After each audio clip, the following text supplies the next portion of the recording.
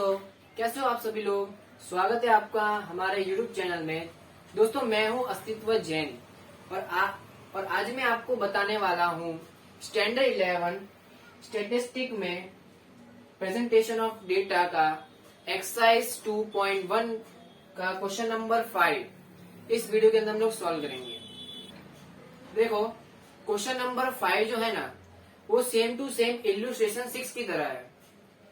जैसा हमने इल्यूस्ट्रेशन 6 में सीखा था, ठीक उसी तरह इसको भी सॉल्व करना है और उसी मेथड से हमें सॉल्व करना है जो मेथड हमने उसमें सीखी थी इसको सॉल्व करने की। तो चलो इसको सॉल्व करते हैं। चलो देखो दोस्तों, हमने इस क्वेश्चन के लिए ये टेबल बना लिया है और इस टेबल में हमें क्या फाइंड करना है वो भी मैंने आपको यहाँ पे बता दिया है। क्या फाइंड करना है, एक तो पहले लेस देन टाइप, सेकंड क्या फाइंड करना है, मोर देन टाइप। तो इसको किस तरह से फाइंड किया जाता है, आओ चलो हम लोग जानते हैं। देखो, पहला है आपका लेस देन टाइप। तो लेस देन टाइप में क्या होता है, आपको एक क्वेश्चन उसमें पूछा जाता है, यानी ऐसी कितनी फैमिली हैं जिनके पास 0 चिल्ड्रन या 0 चिल्ड्रन से कम चिल्ड्रन हैं।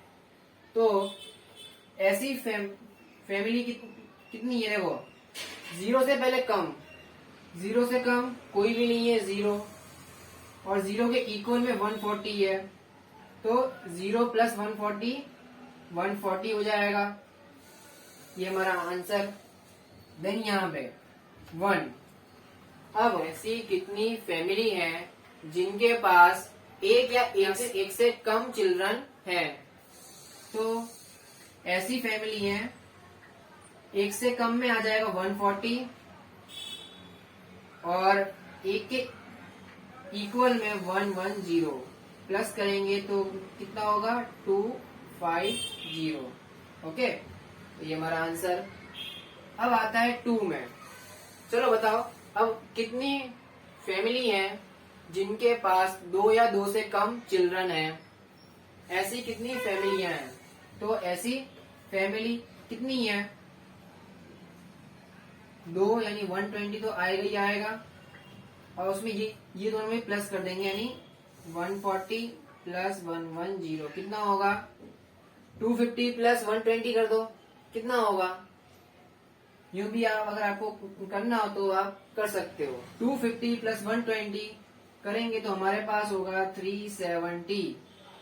370 में 30 ऐड कर देंगे अब, क्योंकि अब 3 से लेस देन आएगा।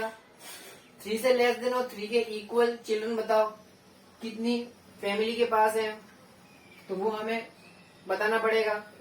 तो 3 से कम में ये सब प्लस हो जाएंगे और इन सब का टोटल हमारे पास है ही 370।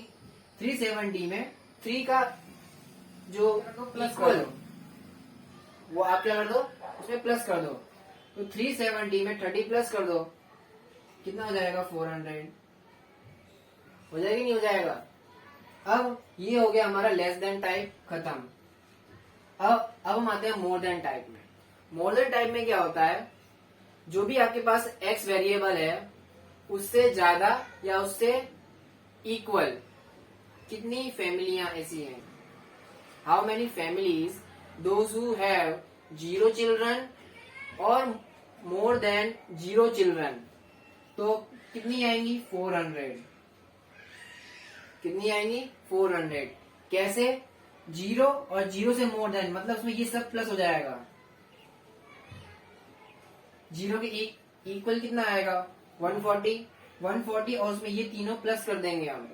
तो टोटल हमारे पास कितनी फैमिलियां हुई जिनके पास 0 और 0 से ज्यादा चिल्ड्रन है, 400 फैमिली ऐसी है। ओके, अब उसके बाद आते हैं, अब कितनी फैमिली होंगी जिनके पास एक या फिर एक से ज्यादा चिल्ड्रन है।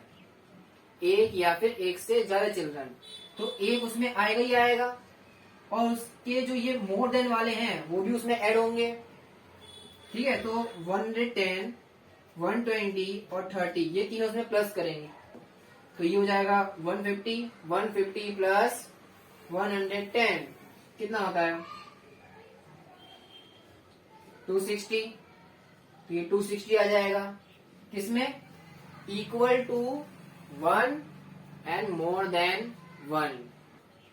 अब तो ये आपको समझ में आया कि नहीं आया? अब हम आते हैं नेक्स्ट पे। नेक्स्ट क्या है हमारे पास? 2। अब इक्वल टू 2 और मोर देन 2, क्या आएगा आंसर? बताओ चलो।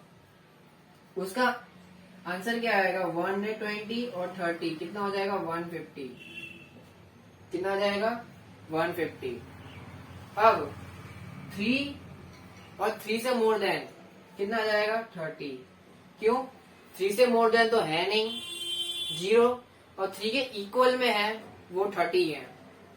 ठीक है, तो इसी तरह से मैंने आपको लेस देन टाइप और मोर देन टाइप दोनों किस तरह से सॉल्व किए जाते हैं वो मैंने आपको यहाँ बता दिया।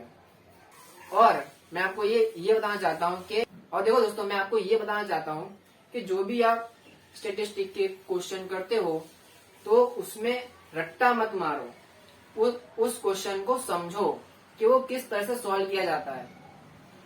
ठीक है, तो दोस्तों अगर आपको हमारा वीडियो अच्छा लगा हो तो हमारे इस वीडियो को लाइक और हमारे चैनल को सब्सक्राइब कर दें। थैंक यू दोस्तों।